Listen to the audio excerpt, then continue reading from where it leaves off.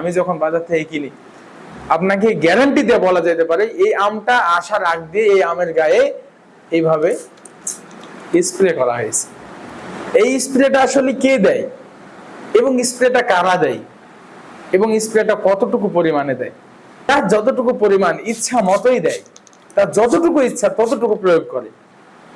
আর এই প্রয়োগকৃত আমটা যখন বাজারে যায় তার খোসা সহ কালার চলে আসে এবং এই আমগুলো আপনি আমি কিনে খাই।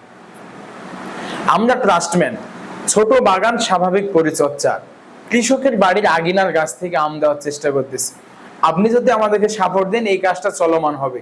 আপনি যদি আমাদের কাছে সাপোর্ট না দেন, আপনি যদি আম অন্য জায়গা থেকেও নেন, তাতে কোনো দুঃখ আসবে না।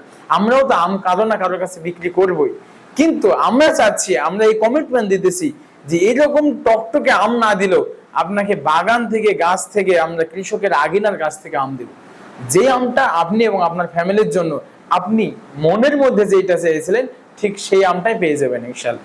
আর মনে রাখবেন, জানি 20টি আমের ভিতরে 2-1টি পচা বা নষ্ট হয়ে যাওয়া মানে বাকি আমগুলোই নিরাপদ। ভালো থাকুন, সুস্থ থাকুন, নিরাপদ খান।